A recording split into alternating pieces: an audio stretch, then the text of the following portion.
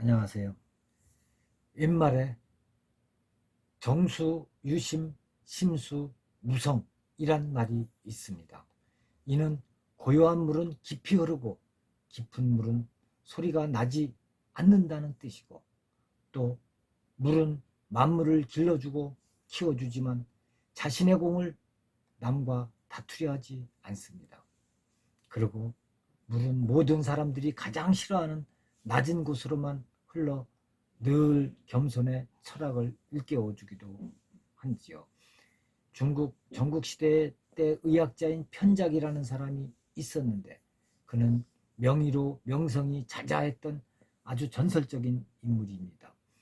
편작 불능 600골이라 하여 천하의 명의 편작도 죽은 사람을 소생시킬 수 없다는 뜻이고, 이는 중신도 망하는 나라를 유지할 수 없다는 것에 비유하는 고사성어인데, 이 고사성어 하나로 편작의 유명세를 알 수 있습니다. 그런 그에게 중국의 위나라 왕 문우가 전설적인 명의 편작에게 물었습니다. 그대 형제들은 모두 의술에 정통하다 들었는데 누구의 의술이 가장 뛰어난가? 편작이 솔직하게 답을 했습니다. 맏형이 으뜸이고 둘째 형이 그 다음이며 제가 가장 부족합니다. 그러자 문왕이 의아해하며 다시 물었지요. 그런데 어찌하여 자네의 명성이 가장 높은 것인가? 편작이 대답했습니다. 맏형은 모든 병을 미리 예방하여 발병의 근원을 제거해 버리지요. 환자가 고통을 느끼기도 전에 표정과 음색으로 이미 그 환자에게 닥쳐올 큰 병을 알고 미리 치료하는 것입니다. 그러므로 환자의 맏형이 자신의 큰 병을 치료해 주었다는 사실조차 모르게 됩니다. 그래서 최고의 진단과 처방으로 고통도 없이 가장 수월하게 환자의 목숨을 구해주지만 명의로 세상에 이름을 내지는 못했습니다. 이에 비해 둘째 형은 병이 나타나는 초기에 치료를 합니다.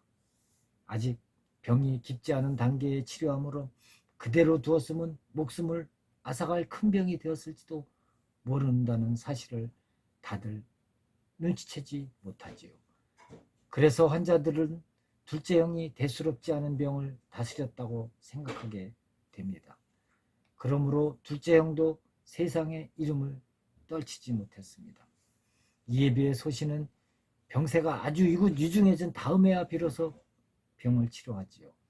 병세가 심각하므로 맥을 짚어보고 침을 놓고 독한 약을 쓰고 피를 뽑아 큰 수술을 하는 것을 다들 지켜보게 되는데, 환자들은 치료 행위를 직접 보았으므로 제가 자신들의 큰 병을 고쳐주었다고 생각하는 것입니다. 그래서 심각한 병을 자주 고치다 보니 저의 의술이 가장 뛰어난 것으로 잘못 알려지게 된 것이옵니다. 이 말을 들은 문왕은 편작의 겸손을 보고 크게 깨우쳤다고 합니다. 이처럼 자신의 영달을 형들에게 돌리는 편작의 마음씨는 우리에게 많은 것을 시사해주고 있습니다.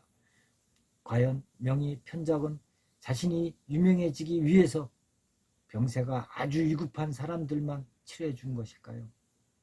그렇다면 무엇 때문에 자신의 영화를 형들에게 돌렸을까요? 그렇습니다. 항상 자신의 겸손함으로 자신보다 먼저 남을 존중할 줄 아는 마음 자세입니다.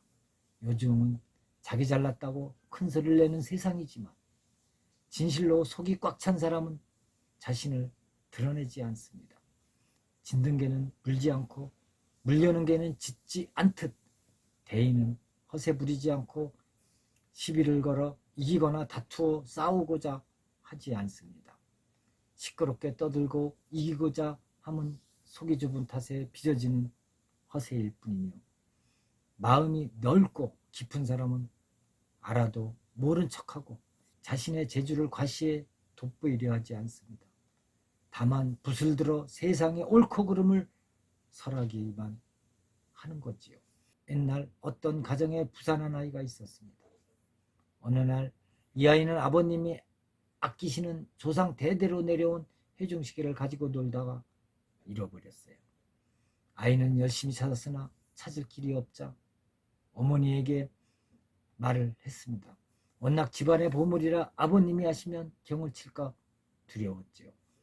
그래서 아이의 어머니는 온통 집안을 뒤졌으나 찾을 길이 없자 아버님께 사실대로 고하게 되었는데, 이 말을 들은 아버님은 너무 걱정 말거라, 찾을 수 있을 게다 하며 아이의 등을 두드리며 위로해주는, 침착하게 모든 하던 일들을 멈추고 집안의 모든 전원까지 끈 채 조용히 있어보자고 했습니다.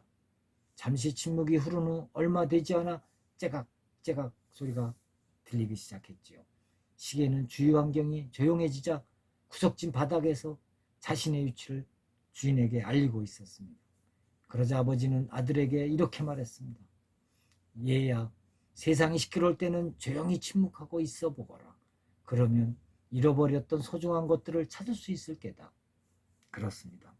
조용한 침묵 속에 오히려 참된 가치와 위대함이 있는지도 모르겠습니다.